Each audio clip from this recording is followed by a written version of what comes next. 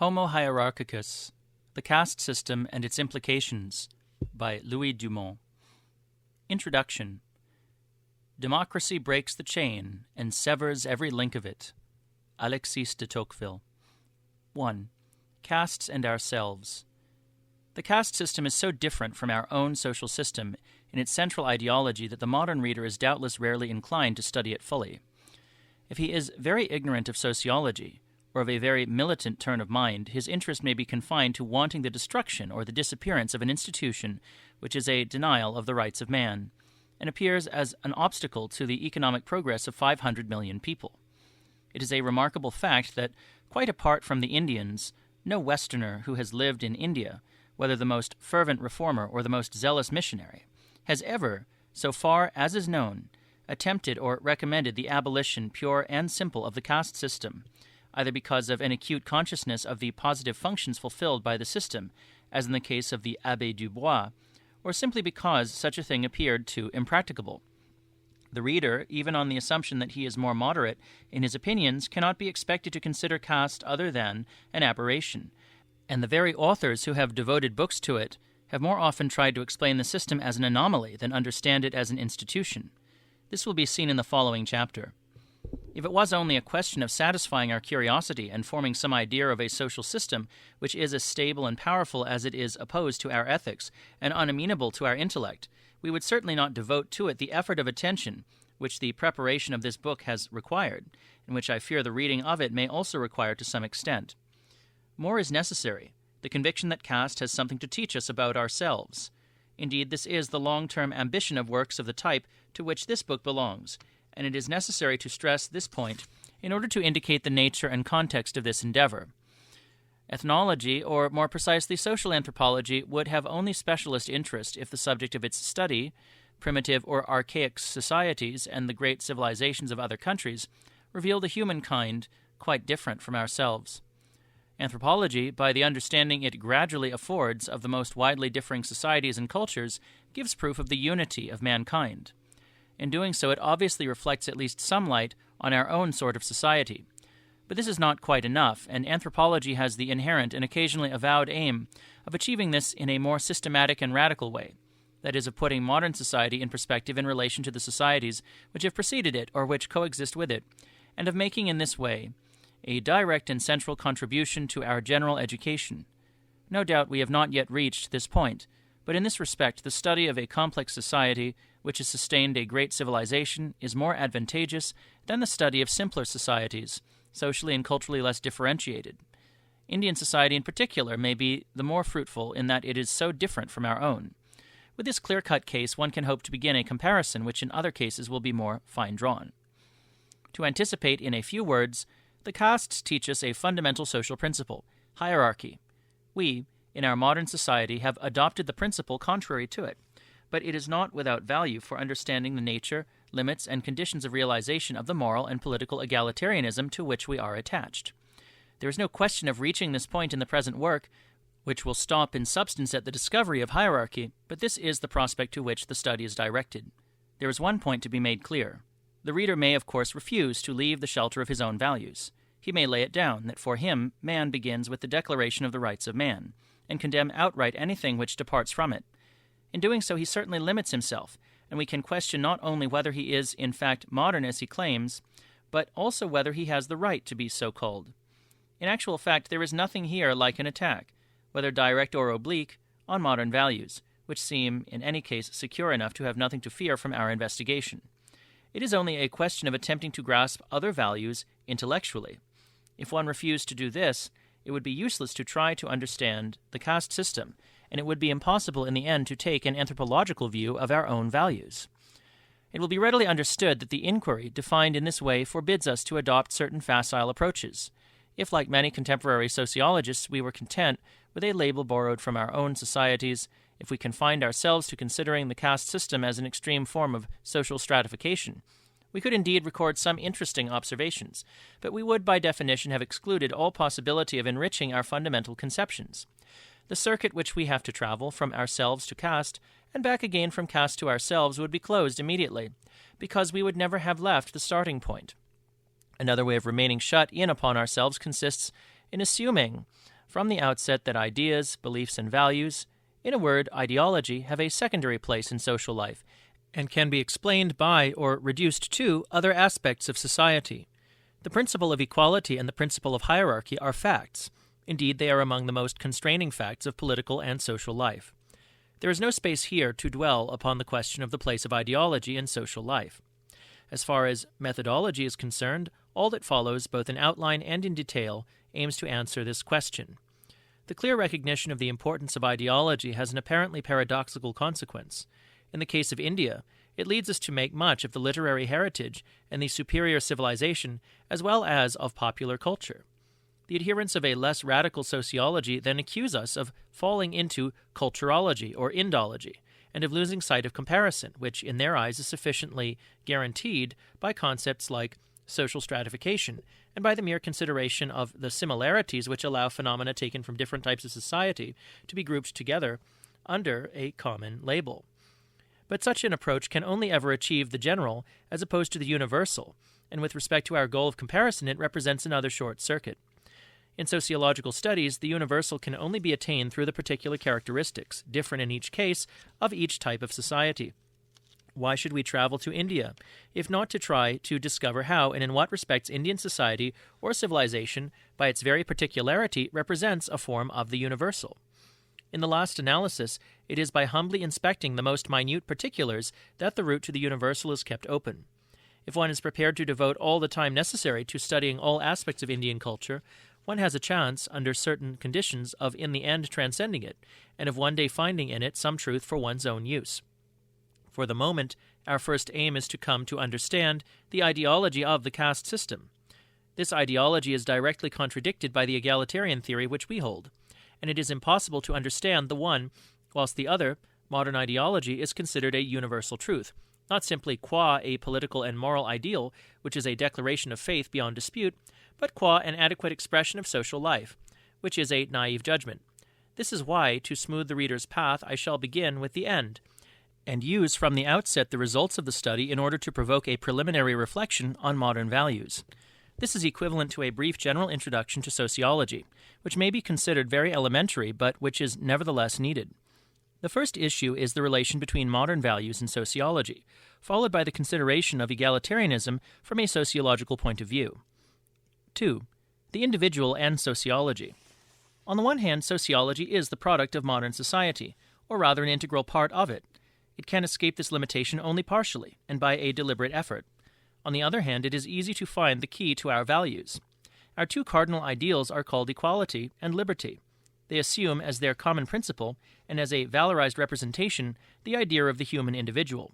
Humanity is made up of men, and each man is conceived as presenting, in spite of and over and above his particularity, the essence of humanity. We shall return to this fundamental idea later. For the moment, let us mention some of its most obvious features. This individual is quasi-sacred, absolute. There is nothing over and above his legitimate demands. His rights are limited only by the identical rights of other individuals. He is a monad, in short, and every human group is made up of monads of this kind. Common sense finds no problem about the harmony between these monads. Thus is conceived the social class, or what is called at this level society, that is, an association, and in some respects even a mere collection of such monads. There is often claimed to be an antagonism between the individual and the society, in which the society tends to appear as a non-human residuum, the tyranny of numbers, an inevitable material evil running counter to the sole psychological and moral reality which is contained in the individual. This sort of view, while forming an integral part of the current ideology of equality and liberty, is obviously very unsatisfactory for the observer of society. Yet it infiltrates even into the social sciences. Now the true function of sociology is quite other. It is precisely to make good the lacuna introduced by the individualistic mentality when it confuses the ideal with the actual. In fact, and this is our third point, while sociology as such is found in egalitarian society, while it is immersed in it, while it even expresses it, in a sense to be seen, it has its roots in something quite different, the apperception of the social nature of man. To the self-sufficient individual, it opposes man as a social being. It considers each man no longer as a particular incarnation of abstract humanity, but as a more or less autonomous point of emergence of a particular collective humanity, of a society. To be real, this way of seeing things must, in the individualistic universe, take the form of an experience, almost a personal revelation. And this is why I speak of sociological apperception. Thus the young Marx wrote, with the exaggeration of a neophyte, "It is society which thinks in me." It is not easy to communicate this sociological apperception to a free citizen of the modern state, who would be unfamiliar with it, but we may try to clarify it a little. Our idea of society remains superficial so long as we take it, as the word suggests, as a sort of association which the fully formed individual enters voluntarily and with a definite aim, as if by a contract. Think rather of the child, slowly brought to humanity by his upbringing in the family, by the apprenticeship of language and moral judgment, by the education which makes him share in the common patrimony, including in our society elements which were unknown to the whole of mankind less than a century ago. Where would be the humanity of this man, where his understanding, without this training or taming, properly speaking a creation which every society imparts to its members by whatever actual agency? This truth is so lost from sight that perhaps it is necessary to refer our contemporaries, even if well read, to the stories of wolf children, so that they may reflect that individual consciousness has its source in social training. Similarly, the social is often considered exclusively as a matter of the behavior of individuals who are assumed to be fully formed in advance. In this regard, it is enough to observe that actual men do not behave. They act with an idea in their heads, perhaps that of conforming to custom. Man acts as a function of what he thinks, and while he has up to a certain point the ability to arrange his thoughts in his own way, to construct new categories, he does so starting from the categories which are given by society. Their link with language should be sufficient reminder of this. It is an idiosyncratic psychological disposition that makes it hard for us to recognize this evidence clearly. When a hackneyed truth, hitherto foreign to me, becomes a truth of experience for me, I am apt to imagine that I have invented it. A common idea presents itself as a personal one when it becomes fully real. Novels are full of examples of this sort. We have a strange need to imagine that what happens to us is unique in order to recognize it as our own, whereas it is the bread and the tears of our particular collectivity or humanity. A strange confusion. There is indeed a person, an individual and unique experience, but it is in large part made up of common elements, and there is nothing destructive in recognizing this. Tear from yourself the social material, and you are left with nothing more than the potentiality for personal organization. It is the prime merit of French sociology to have insisted, in virtue of its intellectualism, on the presence of society in the mind of each man. Durkheim has been reproached for having had recourse to notions of collective representations, and even more of collective consciousness in order to express it. No doubt the second expression is misleading, even if it is ridiculous to see in it a justification for totalitarianism. But let me say outright that from the scientific point of view, the drawbacks of these terms are nothing compared to the widespread view that the individual consciousness springs ready-armed from the affirmation of self. This latter view is frequently found in current sociological literature. Let us note again that the sort of view I am criticizing, at least taken as the fully developed and pivotal view with which we are familiar, is really modern and of Christian ancestry. It might even be suggested that it has appreciably increased its dominion over men's minds since, for example, the beginning of the 19th century. Ancient philosophers, up to the Stoics, did not separate the collective aspects of man from the others. One was a man because one was a member of a city, as much a social as a political organization. Admittedly, Plato, in a superficial way, made the Republic the product solely of the division of labor. But Aristotle criticized him for this, and one can see in Plato himself, given the almost strictly hierarchical order which reigns in the Republic, that the true man there is man as a collective being, and not man as a particular being, even though the latter shares so closely in the former that his own advantage lies in seeing the exaltation of man as a collective being. Finally, one need only recall a famous example. Why does Socrates, in Crito, refuse to flee, if not just because there is no moral life outside the city? In modern society, the apperception of man as a social being comes about spontaneously through certain experiences of the army, a political party, any strongly united collectivity, and above all travel, which rather like anthropological inquiry enables one to see in others the modeling by society of features which one does not see at all, or else considers personal, when one is in one's own country. As far as teaching goes, this apperception should be the ABC of sociology, but I have already alluded to the fact that sociology, as the study of modern society alone, often dispenses with it. Here one must underline the merits of anthropology as a sociological discipline. Nowadays it is impossible to conceive of any anthropological work or teaching which does not bring about the apperception in question. The attraction, I would almost call it the fascination, which Marcel Mauss had for most of his pupils and listeners was due above all to this aspect of his teaching. In this regard, I may perhaps be allowed to recall the following anecdote as a striking example. Towards the end of the year in which he was to take his diploma in ethnology, a fellow student, who was not going to make ethnology his career, told me that a strange thing had happened to him. He said something like this: "The other day, while I was standing on the platform of a bus, I suddenly realized that I was not looking at my fellow passengers in the manner I used to. Something had changed in my relation to them, in my position relative to them. There was no longer myself and the others. I was one of them. For a while I wondered what the reason was for this strange and sudden transformation. All at once I realized it was Mauss's teaching. The individual of yesterday had become aware of himself as a social being. He had perceived his personality as tied to the language, attitudes, and gestures whose images were reflected by his neighbors. This is the essential humanist aspect of the teaching of anthropology. It must be added that the same goes for this apperception as for all fundamental ideas. It is not acquired completely in the first instance and once and for all. Either it deepens and ramifies in us, or on the contrary, it remains limited and becomes a sham. Starting from it, we can understand that the perception of ourselves as individuals is not innate, but learned. In the last analysis, it is laid down for us, imposed by the society in which we live.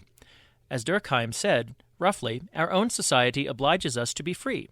As opposed to modern society, traditional societies, which know nothing of equality and liberty as values, which know nothing, in short, of the individual, have basically a collective idea of man, and our residual apperception of man as a social being is the sole link which unites us to them, and is the only angle from which we can come to understand them. This apperception is, therefore, the starting point of any comparative sociology. A reader with no idea of this apperception, or who, like the majority perhaps of philosophers today, does not recognize that it is founded in truth, would probably read the present work in vain. To start with, we shall make use of it for two ends. First, to focus on the individual as a sociological problem, and secondly, starting from equality as a modern value, to throw into relief in our own society its counterpart, hierarchy. 3. Individualism and holism. If sociological apperception comes about as a reaction to the individualistic view of man, then it follows immediately that the idea of the individual constitutes a sociological problem. Max Weber, in whom sociological apperception expressed itself in a very indirect fashion, such a romantic or modern philosopher was he, outlined a program of work for us when he wrote in a footnote in The Protestant Ethic, German edition, page 95, note 13, English translation, Talcott Parsons, page 222, the expression individualism includes the most heterogeneous things imaginable. A thorough analysis of these concepts in historical terms would, at the present time, after Burckhardt, be highly valuable to science. To start with, much imprecision and difficulty arise from failing to distinguish in the individual, 1. The empirical agent present in every society, in virtue of which he is the main raw material for any sociology, 2. The rational being and normative subject of institutions. This is peculiar to us, as is shown by the values of equality and liberty. It is an idea that we have, the idea of an ideal. For sociological comparison, only the individual in the full sense of the term must be taken as such, and another word should be used to designate the empirical aspect. One will thereby avoid inadvertently attributing the presence of the individual to societies in which he is not recognized, and also avoid making him a universal unit of comparison or element of reference. Here some will object that all societies recognize the individual in some fashion. It is more probable that relatively simple societies show a lack of differentiation in this respect, which should be described and estimated with care. On the contrary, as with every complex and concrete category, one should endeavor to reduce this analytically to universal elements or relationships which can serve as coordinates for comparative reference. In this approach, the first fact to emerge is that the individual is a value, or rather part of a configuration of values sui generis. It is immediately obvious that there are two mutually opposed configurations of this kind. One is characteristic of traditional societies, and the other of modern society. In the first, as in Plato's Republic, the stress is placed on the society as a whole, as collective man. The ideal derives from the organization of society with respect to its ends, and not with respect to individual happiness. It is above all a matter of order, of hierarchy. Each particular man, in his place, must contribute to the global order. and justice consists in ensuring that the proportions between social functions are adapted to the whole. In modern society, on the contrary, the human being is regarded as the indivisible, elementary man, both a biological being and a thinking subject. Each particular man, in a sense, incarnates the whole of mankind. He is the measure of all things, in a full and novel sense. The kingdom of ends coincides with each man's legitimate ends, and so the values are turned upside down. What is still called society is the means. The life of each man is the end. Ontologically, the society no longer exists. It is no more than an irreducible datum, which must in no way thwart the demands of liberty and equality. Of course, the above is a description of values, a view of mind. With respect to what happens in fact in this society, observation often refers us to the first type of society. A society as conceived by individualism has never existed anywhere for the reason we have given, namely that the individual lives on social ideas. An important consequence follows. The individual of the modern type is not opposed to the hierarchical type of society as part to whole, and this is true within the modern type of society where there is, properly speaking, no conceptual whole, but rather as an equal or homologue, for they both correspond to the essence of man. Let us apply Plato's, and Rousseau's, idea, the idea that there is a parallelism between the concept of the particular man and the concept of society. Whilst Plato conceives the particular man as a society, a set of tendencies or faculties, in modern times the society or nation is conceived as a collective individual, which has its will and its relations like the elementary individual, but unlike him is not subject to social rules. Any doubt that this distinction immediately clarifies the issue may be dispelled by referring to the confusion introduced by the two senses of the word individual in the sociology of Durkheim and his followers, or again to the primitive communism of Victorian or Marxist evolutionism, which confused absence of the individual with collective ownership. When looking for the origins of sociology, one should therefore above all focus on its principle, or essence, that is, trace the history of sociological apperception in the modern world. In France, it became especially apparent under the Restoration, as a reaction to the disillusionment brought about by the experience of revolutionary dogmas, and as an implication of the socialist program of substituting deliberate organization for the arbitrariness of economic laws.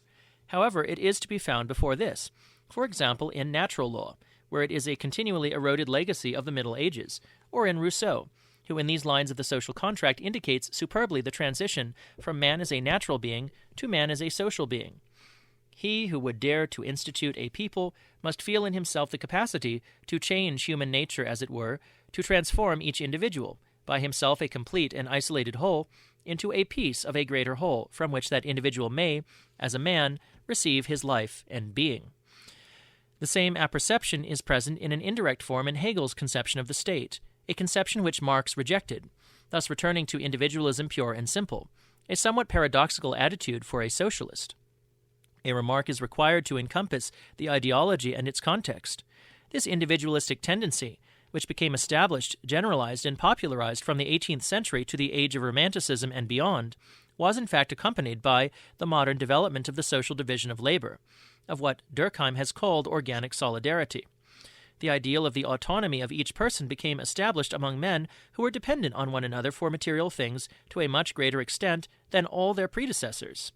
Still more paradoxically, these men ended up by reifying their belief and imagining that the whole of society functioned, in fact, as they had thought the political domain they had created ought to function, a mistake for which the modern world, and in particular France and Germany, have paid dear. Compared to simpler societies, it looks as if there had been an exchange of levels. At the level of fact, simpler societies juxtapose identical particular persons, mechanical solidarity, and at the level of thought stress the collective totality. Modern society, by contrast, acts as a whole, and at the theoretical level thinks in terms of the individual. This accounts for the emergence of sociology as a special discipline, replacing an idea that was common to all in traditional society. 4. Rousseau on equality. Now we come to the modern feature which is most immediately opposed to the caste system, equality.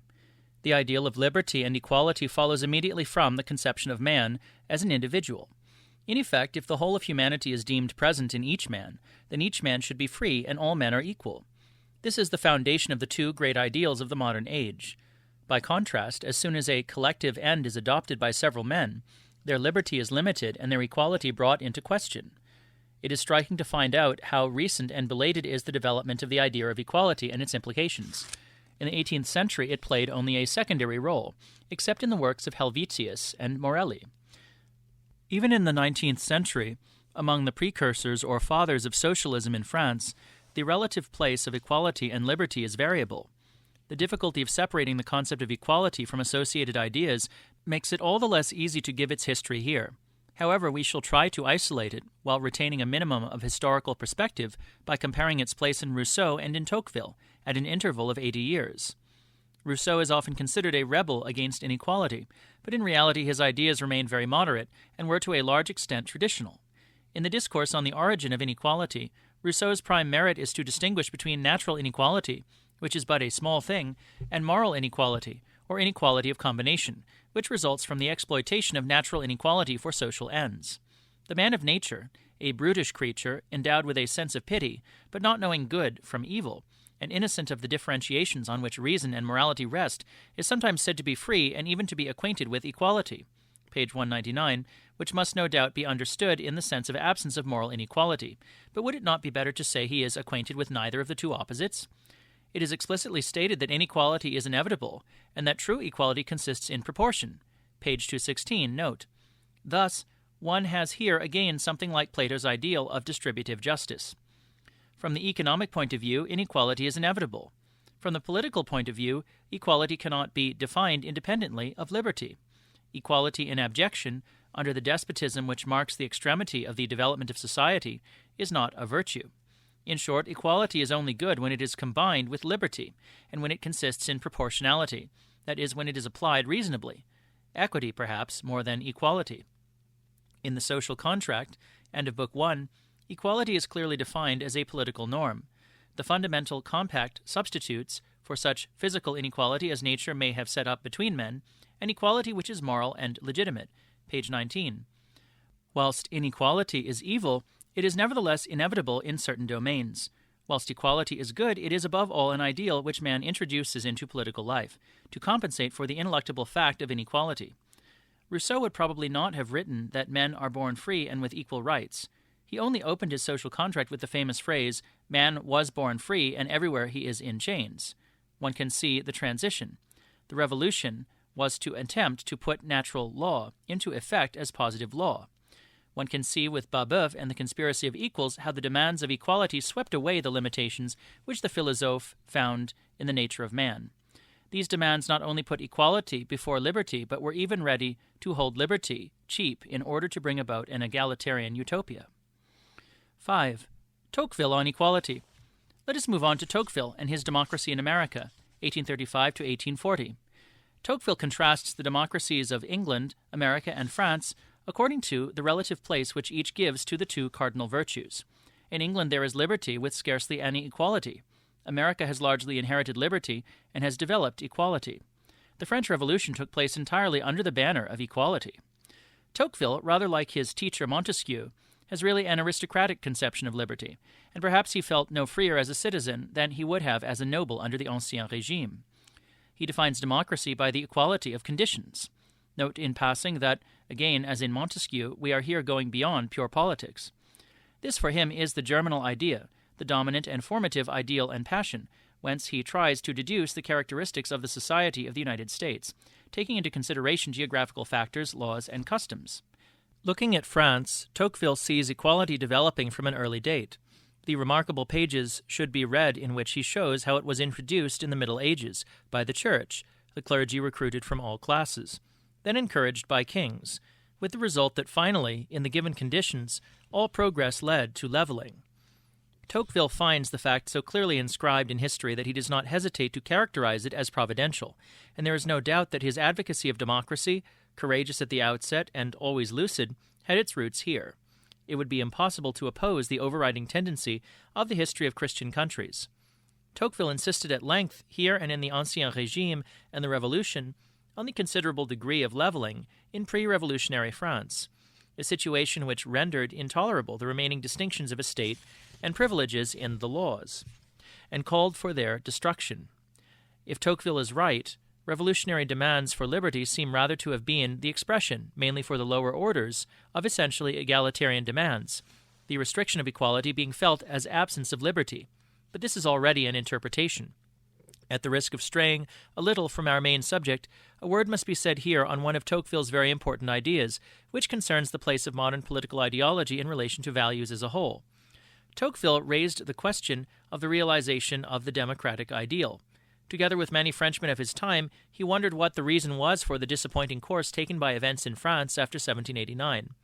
Briefly, France was unable to achieve democracy in a satisfactory manner, and this is one of the origins of French socialism and of sociology in France. Tocqueville stated that in the United States, by contrast, democracy functioned properly. Looking for the reason for this disparity, he was not content to refer it to environment in history. He believed it was to be found in the quite different relationship in the two cases between politics and religion. From the beginning of his book, he deplores the fact that in France there had been a divorce between religious men and those who loved liberty, whilst he states that in the United States there was an alliance between the spirit of religion and the spirit of liberty. Here is his conclusion. For my own part, I doubt whether man can support at the same time complete religious independence and entire public freedom, and I am inclined to think that if faith be wanting in him, he must serve, and if he be free, he must believe. Here is a thought so opposed to the French democratic tradition that it must shock many readers.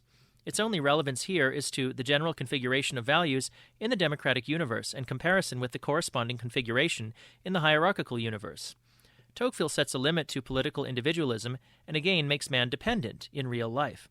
In more detail, there are two aspects.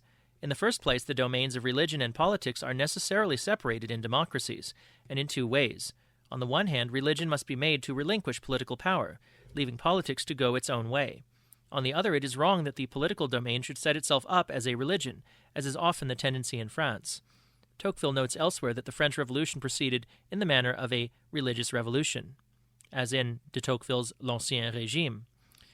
In America, religion is a distinct sphere, in which the priest is sovereign, but out of which he takes care never to go. Within its limits he is the master of the mind. Beyond them he leaves men to themselves, and surrenders them to the independence and instability which belong to their nature and their age. It will be noted that in the 20th century, France has succeeded somehow or other in achieving this separation. But this is not the whole of Tocqueville's idea. Separation is not enough for him. In addition, he advocates that politics and religion be complementary, as he found them to be in the United States. If he be free, he must believe, meaning, so to speak, that the particular domain of politics, while setting itself up as the absolute within its own sphere, can be no viable substitute for the universal domain of religion, or, let us hasten to add, philosophy. To make this idea plausible, it is necessary either to consider it from the comparative angle, as might become possible after reading the present work, or else to reflect seriously upon the misfortunes of democracy in 19th century France and 20th century Europe, which is hardly ever done. At the empirical level, it must be stated that the two democracies which have proved viable within the limits of their frontiers both appeal complementarily to another principle. In America, in the way Tocqueville has indicated, and in England by preserving alongside modern values as much tradition as possible. For us, the most valuable thing in Tocqueville is his study of the egalitarian mentality, as contrasted with what he perceived of the hierarchical mentality in the France of the Ancien Régime, to which he was still closely attached despite his unreserved adherence to democracy. The first feature to emphasize is that the concept of the equality of men entails that of their similarity. This is a notion which, if not absolutely new, had become more widespread and had gained authority since the 18th century, as we see from Condorcet, who believed strongly in equality of rights, but declared that inequality was to a certain extent useful in practice. So long as equality is only an ideal requirement expressing the transition in values from man as a collective being to man as an individual, it does not entail the denial of innate differences. But if equality is conceived as rooted in man's very nature and denied only by an evil society, then as there are no longer any rightful differences in condition or estate, or different sorts of men, they are all alike and even identical, as well as equal. This is what Tocqueville says. Where inequality reigns, there are as many distinct humanities as there are social categories, the reverse being true in egalitarian society. Tocqueville does not develop this point. He seems to take it for granted. Like everybody else, he even seems to conflate the social form and the natural or universal being. However, at one point he does make the distinction when he contrasts the way in which the equality of man and woman is conceived in the United States and in France. There are people in Europe who, confounding together the different characteristics of the sexes, would make of man and woman beings not only equal but alike. The Americans, for their part, consider both of them, though their lot is different, as beings of equal value. The distinction is even expressed between the social level, where the woman remains inferior, and the moral and intellectual level, where she is equal to the man. In general, however, we may grasp here, in Tocqueville himself, how the ideal is made immanent and reified, in the way characteristic of the modern democratic mentality. The fusion of equality and identity has become established at the level of common sense. This makes it possible to understand a serious and unexpected consequence of egalitarianism. In a universe in which men are conceived no longer as hierarchically ranked in various social or cultural species, but as essentially equal and identical, the difference of nature and status between communities is sometimes reasserted in a disastrous way. It is then conceived as proceeding from somatic characteristics, which is racism. The whole of the second part of Democracy in America, which was published in 1840, is a concrete study of the implications in all domains of the equality of conditions. Tocqueville was able to make this meticulous, remarkable, and sometimes prophetic portrait of egalitarian society thanks to the fact that he regarded it with sympathy and curiosity, while still bearing in mind the aristocratic society in which, so to speak, he still participated. He saw the characteristics of the new society clearly, in contrast with those of the preceding one. It is thanks to this comparison, analogous to that implicit in the work of an anthropologist studying an unfamiliar society, that Tocqueville achieved a work of sociology, and one in a deeper sense than many by subsequent authors who were unable to detach themselves from egalitarian society. This circumstance enables us to make use of Tocqueville, though as it were in the opposite direction, starting from egalitarian society and without leaving our own civilization. He can give us some insight into hierarchical society. It is enough to turn the picture round, as Tocqueville himself used to do. We shall be content here with quoting, almost in its entirety, a short chapter, which is one of the most telling in this connection, and has the advantage of being connected with a theme on which we have already touched. 6. Tocqueville on individualism. Of individualism in democratic societies. Democracy in America, 2, Part 2, Chapter 2, pages 90 to 92. Individualism is a novel expression to which a novel idea has given birth. Our fathers were only acquainted with egotism. Egotism is a passionate and exaggerated love of self, which leads a man to connect everything with his own person, and to prefer himself to everything in the world. Individualism is a mature and calm feeling, which disposes each member of the community to sever himself from the mass of his fellow creatures, and to draw apart with his family and his friends, so that after he has thus formed a little circle of his own, he willingly leaves society at large to itself. Individualism is of democratic origin, and it threatens to spread in the same ratio as the equality of conditions. Among aristocratic nations, as families remain for centuries in the same condition, often on the same spot, all generations become, as it were, contemporaneous. A man almost always knows his forefathers and respects them. He thinks he already sees his remote descendants, and he loves them. He willingly imposes duties on himself towards the former and the latter, and he will frequently sacrifice his personal gratifications to those who went before and to those who will come after him. Aristocratic institutions have, moreover, the effect of closely binding every man to several of his fellow citizens. As the classes of an aristocratic people are strongly marked and permanent, each of them is regarded by its own members as a sort of lesser country, more tangible and more cherished than the country at large. As in aristocratic communities, all the citizens occupy fixed positions, one above the other. The result is that each of them always sees a man above himself whose patronage is necessary to him, and below himself another man whose cooperation he may claim. Men living in aristocratic ages are therefore almost always closely attached to something placed out of their own sphere, and they are often disposed to forget themselves. It is true that in those ages the notion of human fellowship is faint, and that men seldom think of sacrificing themselves for mankind, but they often sacrifice themselves for other men. In democratic ages, on the contrary, when the duties of each individual to the race are much more clear, devoted service to any one man becomes more rare. The bond of human affection is extended, but it is relaxed. Amongst democratic nations, new families are constantly springing up, others are constantly falling away, and all that remain change their condition. The woof of time is every instant broken, and the track of generations effaced. Those who went before are soon forgotten. Of those who will come after, no one has any idea. The interest of man is confined to those in close propinquity to himself. As each class approximates to other classes and intermingles with them, its members become indifferent, and as strangers to one another. Aristocracy had made a chain of all the members of the community, from the peasant to the king. Democracy breaks that chain and severs every link of it. They owe nothing to any man. They expect nothing from any man. They acquire the habit of always considering themselves as standing alone, and they are apt to imagine that their whole destiny is in their own hands. Thus, not only does democracy make every man forget his ancestors, but it hides his descendants and separates his contemporaries from him. It throws him back forever upon himself alone, and threatens in the end to confine him entirely within the solitude of his own heart.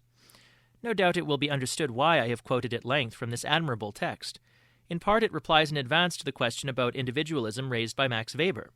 It clearly contrasts modern universalism with traditional particularism, and at the same time two opposite views of time. It evokes on the one hand a romanticism which still persists nowadays, even in sociological circles, and on the other, over and above Western aristocracy, it evokes the caste system and its hierarchized interdependence. I found no better introduction for the modern reader to the universe so different from our own, into which I am going to lead him. There are many other passages which could be quoted to complement this one. 7. Necessity of hierarchy. There is a point, however, at which Tocqueville himself abandons us. It is not surprising to find that our contemporaries, who value equality, find scarcely anything to contrast it with except inequality. Even sociologists and philosophers seem to speak of hierarchy reluctantly and with averted eyes, in the sense of the residual or inevitable inequalities of aptitude and function, or of the chain of command which is presupposed by any artificial organization of multiple activities. Briefly, power hierarchy. However, that is not hierarchy proper, nor the deepest root of what is so called.